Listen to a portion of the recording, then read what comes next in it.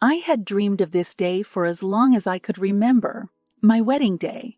My name is Emma, a senior executive at a well-established company. I was marrying Mark, a man I had fallen deeply in love with. Though Mark was currently unemployed, he promised to pull his weight as soon as he got back on his feet. The venue was beautiful, straight out of a bridal magazine. The white roses, the elegantly laid tables, and the gentle glow of the fairy lights set the atmosphere for a magical evening. My dress was everything I'd ever wanted, lacy and trailing, making me feel like the heroine of some romantic novel. Family and friends gathered, smiles plastering everyone's faces except for one, Mark's. As I walked down the aisle, something caught my attention. Mark seemed distracted, his eyes not meeting mine. It felt like a splash of cold water on my face, but I chalked it up to pre-wedding jitters. We all get nervous, right? As the minister began speaking, I stole glances at Mark. His face seemed taut, almost like he was holding back something. When the minister asked, "Do you, Mark, take Emma to be your lawfully wedded wife?" There was an unnerving pause before Mark responded, "I do." But it felt forced. Something wrong. I whispered to him as we posed for photos, my smile never reaching my eyes. "No, just tired." "It's been a long day," Mark deflected, avoiding my gaze. His eyes weren't sparkling. They looked distant. It struck me that for a man who had just gotten married, he didn't look particularly thrilled. We moved to the reception, a hall adorned with even more flowers and twinkling lights. As I greeted the guests, accepting their warm wishes, I noticed Mark standing aloof. He wasn't mingling or even trying to look happy. He seemed like a man who had been sentenced rather than wed. "Mark, are you all right?" I finally pulled him aside to talk, my concern outweighing the desire to keep up appearances. "Yeah, just nervous, that's all," he said, looking away. "Wedding jitters, huh?" I attempted to lighten the mood. "Something like that," he mumbled, his eyes still not meeting mine. My bridesmaid, Sarah, joined us. "You guys look adorable together," she exclaimed, completely unaware of the tension.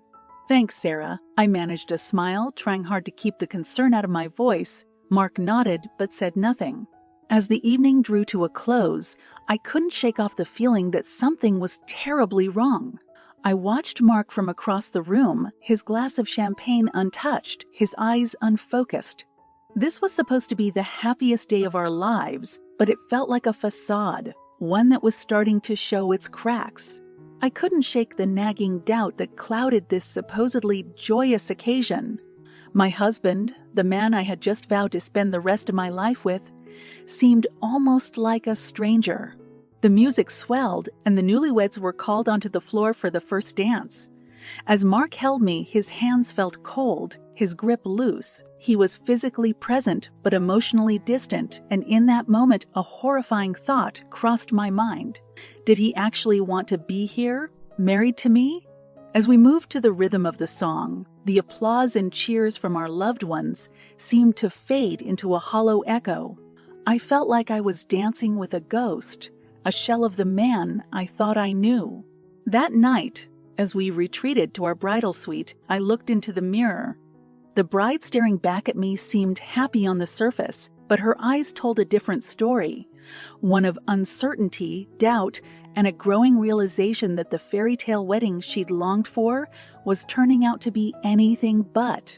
And so, under the guise of love and matrimony, I found myself questioning what I had gotten into. The glaring signs were there, and as much as I wanted to dismiss them as mere wedding day jitters, deep down I knew this was only the beginning of something far more complicated.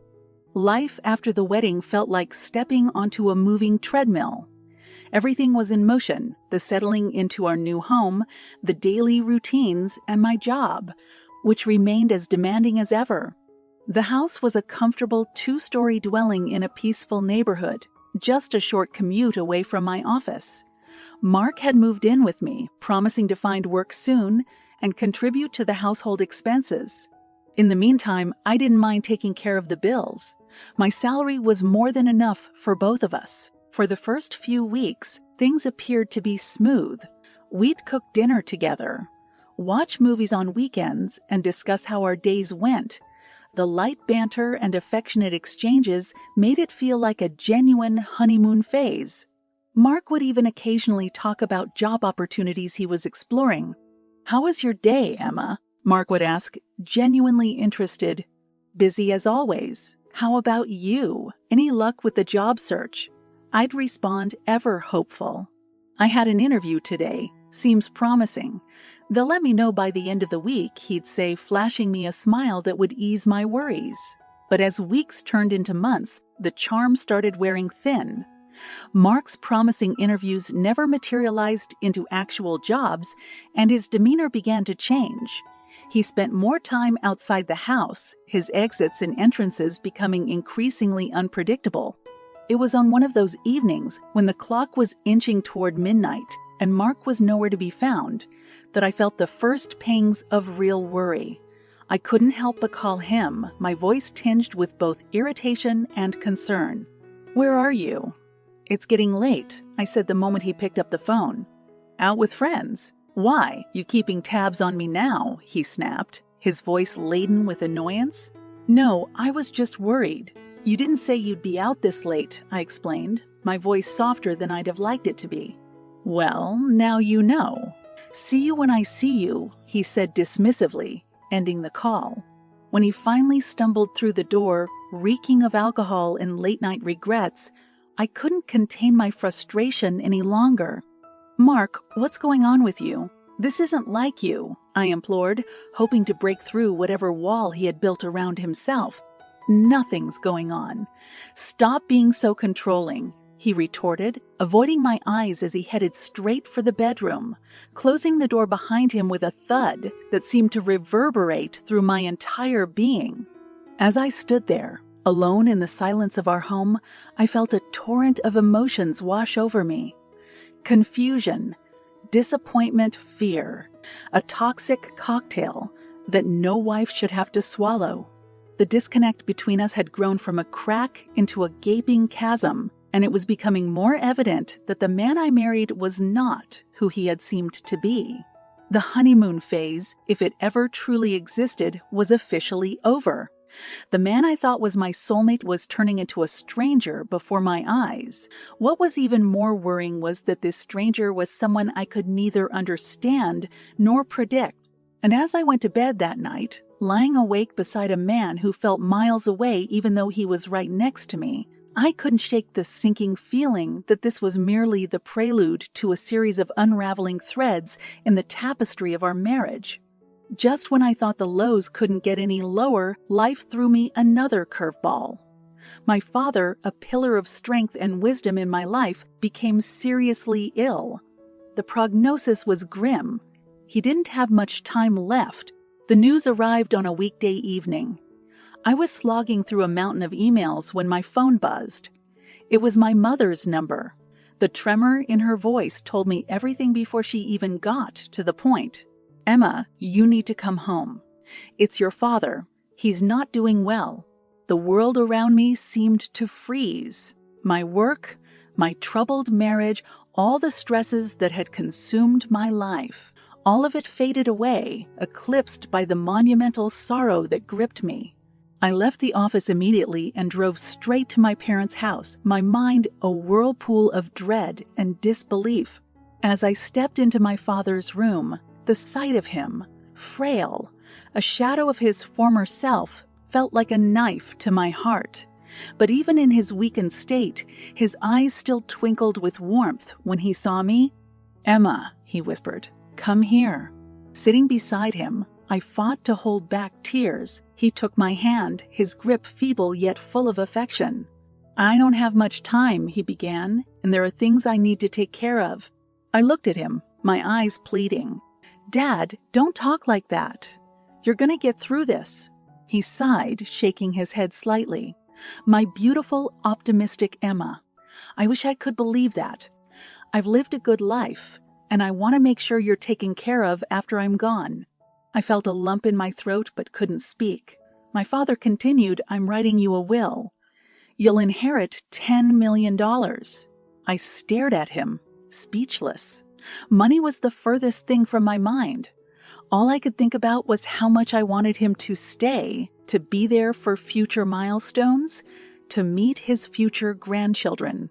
"Please, Dad, I don't care about the money. I care about you," I finally managed to say. He smiled, a bittersweet expression that conveyed love, regret, and resignation all at once. "I know, Emma, and that's why I love you. But a father worries about his children no matter how old they are." That night, as I returned to the house I shared with Mark, I felt like I was moving through a thick fog of sorrow.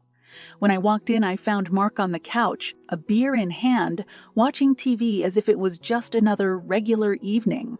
"Mark, we need to talk," I began, my voice quivering despite my best efforts to control it. He muted the TV, looked at me, and sighed. "What now?" "It's my dad. He's seriously ill, and he doesn't have much time left," I choked out, the words like shards of glass in my throat. Mark's reaction was not what I expected. Instead of concern or sympathy, his eyes flickered with something else, something cold. "So what does this mean for us?" Confused, I continued. "He's writing a will. He wants to leave me $10 million.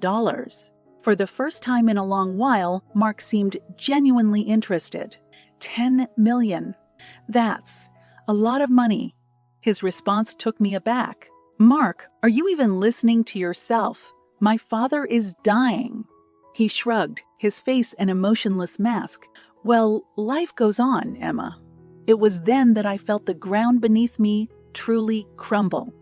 Any remaining illusions about the man I had married were shattered in that moment. As my personal life spiraled into an abyss, I came to a horrifying realization. Not only was I losing my father, but my marriage was a farce, and the man I had pledged to spend my life with was nothing more than a stranger, veiling his selfish motives under the guise of love. As I retreated to my room, grappling with the enormity of the double tragedy that was unfolding, I knew that my life had reached a point of no return. The man who had raised me was slipping away, and the man I had married was not who I thought he was. And so, in the quiet solitude of my thoughts, I made a solemn vow. I would take control of my life again no matter what it took. The days that followed my father's diagnosis were a surreal blur. Between hospital visit and work responsibilities, the strain was taking a toll on me. What made it worse was Mark's increasing detachment. Instead of supporting me during this difficult time, he seemed to become more aloof, even greedy. His curiosity about my father's will, his hints about what we could do with the money.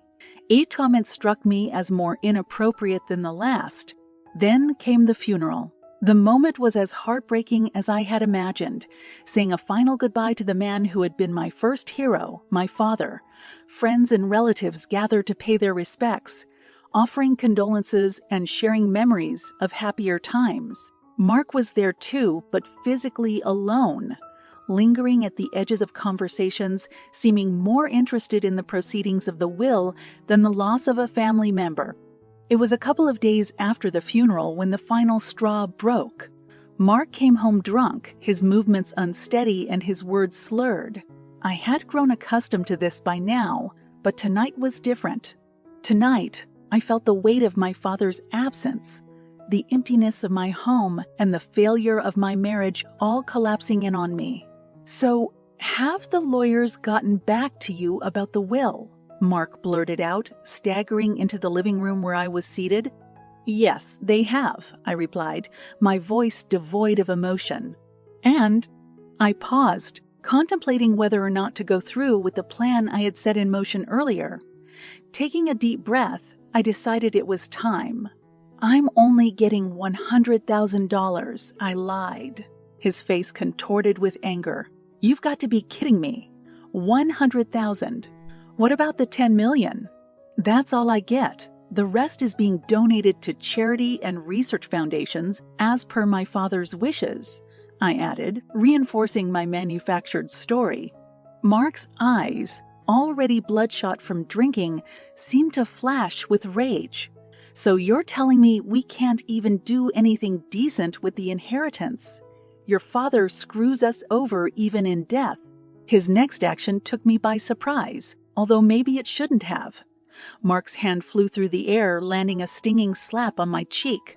The room spun for a moment, and I tasted the salty tang of blood from my bitten lip. I had prepared for this. Before our conversation, I had set my phone to record video and placed it discreetly on a nearby shelf. It had captured everything. The greed, the anger, and now the violence. "Mark, we're done," I said, picking up my phone and stopping the recording. "And just so you know, you've given me all I need to end this farce of a marriage and make sure you can't harm me or anyone else." His eyes widened as realization dawned on him. "You set me up?" "No, you set yourself up. From the day we got married, perhaps even before that. You just showed your true colors, and they're not colors I want in my life." I left him standing there, his face a mixture of confusion, regret, and perhaps for the first time, a hint of understanding about the magnitude of his actions. But it was too late. I was already gone, not physically but emotionally and spiritually. My marriage had fallen apart, irrevocably shattered by betrayal, greed, and violence. The next steps, legal separation, the divorce, and the court case for domestic violence, were just formalities. The emotional verdict was already in. Our marriage was over. As I retreated to my room, locking the door behind me, I felt a peculiar sense of relief mixed with immense sorrow. The man I once loved was a stranger, and my father, the man who had loved me unconditionally, was gone. Yet in that moment, I knew that I had the strength to rise from these ashes. It was time to take back control, to rebuild, and most importantly, to seek justice not just for myself, but also for the memory of my father, who had always wanted nothing but the best for me. The weeks following the funeral were a whirlwind of legal proceedings, paperwork, and consultations with my attorney. It felt like I was living in a parallel universe, going through the motions, detached from the emotional trauma I had been experiencing. But I was fueled by a newfound determination. I had to put an end to this toxic relationship and ensure that Mark faced the consequences for his actions. Finally, the day of the trial arrived. As I sat in the courtroom, my palms sweaty but my resolve firm, I looked across to see Mark. His eyes met mine briefly, and for a split second, I thought I saw a glimmer of remorse. But it was swiftly replaced by that all too familiar coldness. The proceedings began. The evidence was damning. My testimony, backed by the irrefutable video proof of Mark's drunken rage and violence. His defense was weak, mostly revolving around the pressure he had been under, the job search that had taken a toll on him, and the impact of my father's wealth on his psyche. But it all sounded so hollow, a feeble attempt to evade responsibility for his own failings and betrayals. As the judge announced that Mark was sentenced to 4 years in prison for domestic violence, a collective gasp filled the room. Mark's face turned a shade paler. His eyes met mine again, and this time there was no mistaking the regret. Though whether it was regret for his actions or regret for his actions or regret for getting caught, I couldn't say. "Is there anything you'd like to say before we conclude?" the judge asked, his eyes scanning the room. Mark stood up. "Your Honor, I interrupted him. "May I speak, Your Honor?" The judge nodded, and I took a deep breath before beginning. "Your Honor, I stand here not as a victim, but as a survivor. The man sitting there," I pointed at Mark, "robbed me of my trust, my peace, and my happiness. But he did not rob me of my strength or my ability to fight back." Mark's eyes widened. It was as if he was seeing me for the first time. "I did love him," I continued, "and perhaps that's why his betrayal hurts so much. But the one thing I've learned from this painful chapter of my life is that love should never be an excuse for abuse, for turning a blind eye to someone's cruel, selfish actions." I paused, glancing at Mark one last time. "You had every opportunity to be better, to do better. But you chose otherwise. I hope these years in prison give you the time to reflect on the lives you've affected and the damage you've done. Because when you get out, the life we had will be long gone, a mere footnote in my story. But the consequences of your choices, those will follow you forever. The room fell silent as I took my seat, a sense of finality washing over me. This was it, the end of a chapter, the closure I had yearned for. I had laid bare the man who had pretended to love me, unveiling his true self for the world to see. As I walked out of the courtroom, my attorney by my side, a strange sense of peace settled in. I had faced my worst fears and had come out on the other side stronger than ever. I knew there were challenges ahead, emotional wounds that needed time to heal. But for the first time in months, I was looking forward to the future, to turning the page and starting a new chapter. And this time, I would be the one in control, writing my own story. Life after the trial felt like waking up from a long, unsettling dream. Mark was behind bars, serving time for the pain he inflicted not just physically, but emotionally and psychologically. Although this was a form of justice, a part of me knew that real healing had only just begun. With Mark out of the picture, I had to focus on rebuilding myself. I intensified my work, started taking up new hobbies, and even began volunteering at a local shelter for victims of domestic abuse. It was through these actions that I felt my old self re-emerging, strong, independent, and resilient. A few months later, my attorney called. Emma, Mark's lawyers, have filed an appeal. They're citing new evidence, though they've been very vague about what it is. I wanted to give you a heads up. I felt a momentary pang of anxiety. What are the chances that it could overturn the conviction? Low, she assured me. Given the solid evidence we have, I find it unlikely. But be prepared for another round in court. Sure enough, the day came for the appeal hearing. As I entered the courtroom, I noticed Mark for the first time in months. He looked thinner, the prison life having taken its toll. When his eyes met mine, there was a strange mix of shame and defiance.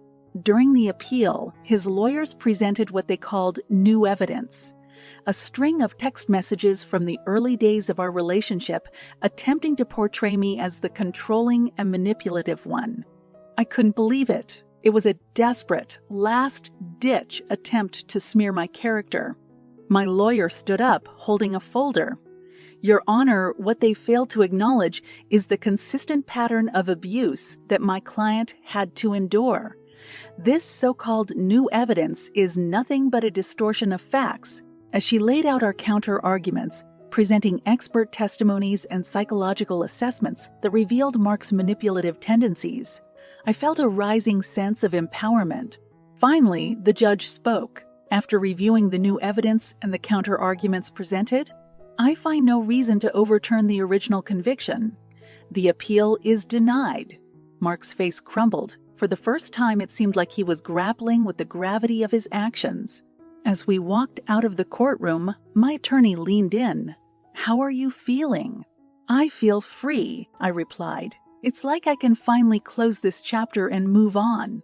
That evening, as I sat alone in my living room, the place where so many painful memories had unfolded, I felt a sense of profound relief. It was over.